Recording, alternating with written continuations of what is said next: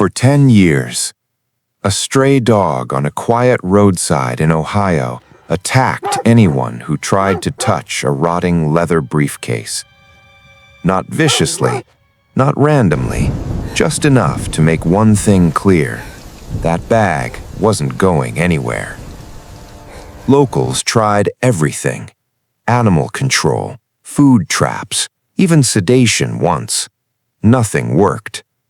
Because the dog wasn't protecting the bag from people. He was waiting for a man the town had already buried. And when that man finally came back, what was inside that briefcase didn't just explain everything. It exposed a decision made 10 years earlier that no one was supposed to find out, except the dog. The spot wasn't special, just a cracked strip of pavement off Route 9, about half a mile from a gas station and a family-owned diner called Miller's. Most people drove past it without thinking, but if you slowed down, you'd see him. A medium-sized mixed breed, dust-colored fur, one ear torn at the tip, always in the same position, sitting beside a weather-worn leather briefcase. At first, people assumed it was temporary, a dumped pet, a lost animal waiting for its owner. That kind of thing happens. But days turned into weeks, weeks turned into months, and the dog never left. It wasn't just that he stayed, it was how he stayed. He didn't wander for food, didn't chase cars, didn't bark at strangers.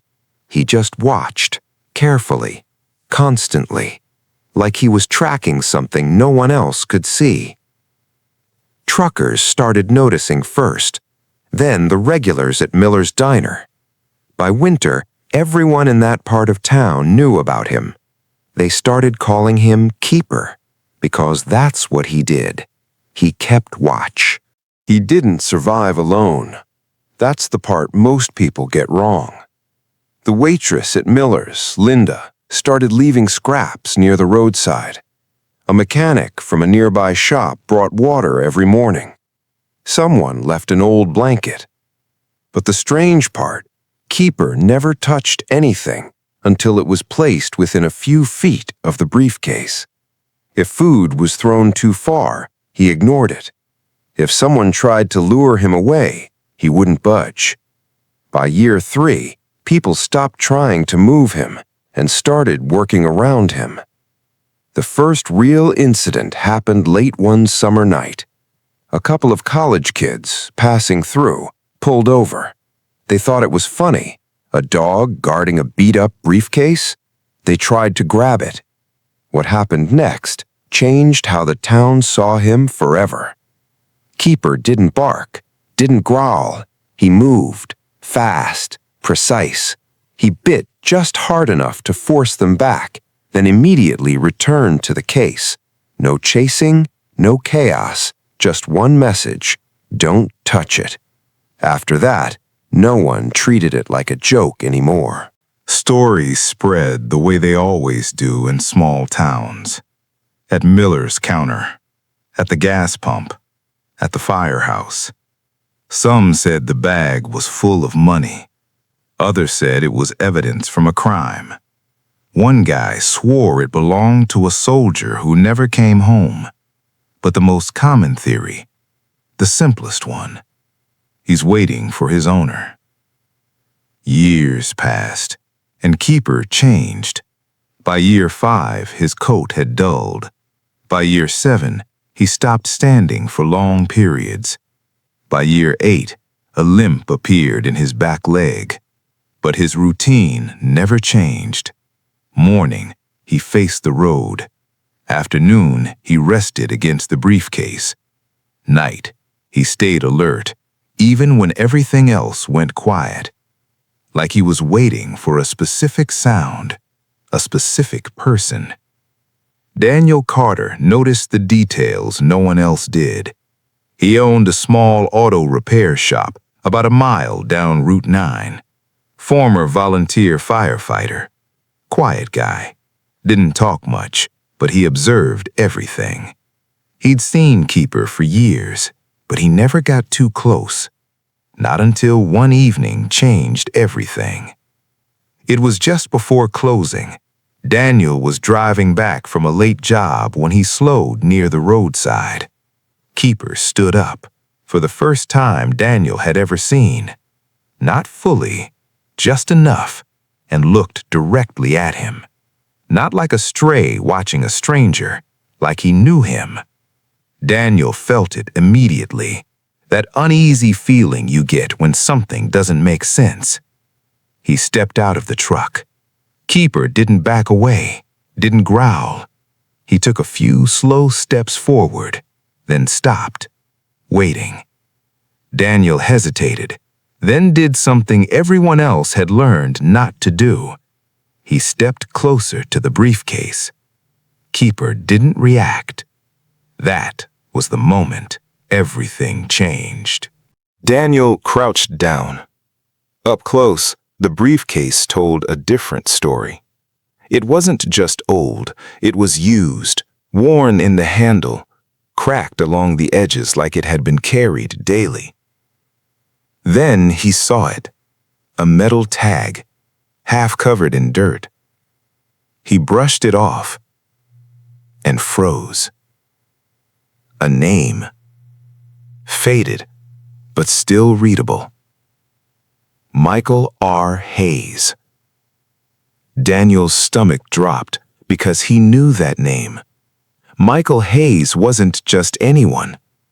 He had been part of the same volunteer fire department as Daniel 10 years ago. Reliable, calm under pressure, the kind of guy who ran toward burning buildings without hesitation.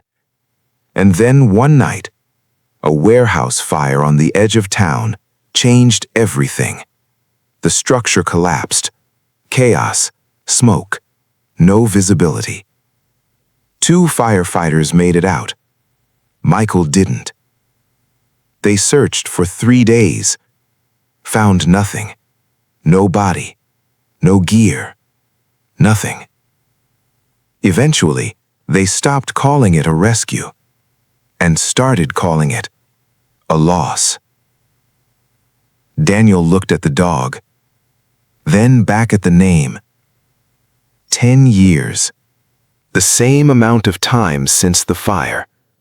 Same location, just miles from where it happened. This wasn't coincidence. This was connected. And somehow, that dog had been part of it. Daniel couldn't let it go. He started digging. Old fire department logs, incident reports, anything tied to that night. Most of it was exactly how he remembered, except one detail. One line buried in the report. Civilian animal present during initial response. No follow-up, no explanation, just that. Weeks passed. No answers. But Keeper was getting worse. He moved slower, ate less, spent more time lying against the briefcase. Daniel started to realize something. Whatever this story was, it was about to end, and they still didn't understand it. Then, one evening, a truck pulled into Miller's parking lot. Out-of-state plates, Arizona. A man stepped out, older, thinner, carrying something heavy in the way he moved. He stood there for a long moment, looking toward the roadside. Then he started walking. Keeper lifted his head, slowly, like it took effort. The man stopped about 20 feet away. Neither moved. Then Keeper stood, shaking, unsteady, and started walking. Not running, walking, like he didn't trust it was real. Step by step, until he reached him. The man dropped to his knees. "Hey, buddy." His voice broke. Keeper pressed into him, and for the first time in 10 years, he let go of the briefcase. The man was Michael, alive. But the story wasn't simple. The night of the fire, the collapse didn't kill him. It trapped him, pinned, unconscious. By the time he woke, everything was gone. The building, the crew, the exits. But not the dog. A stray had wandered into the site before the collapse. That dog, Keeper, stayed for 2 days until a secondary search team found them both. Michael survived. Barely. Severe injuries. Months of recovery. Then complications. Relocation for treatment. 1 surgery turned into 5. 1 year turned into 10.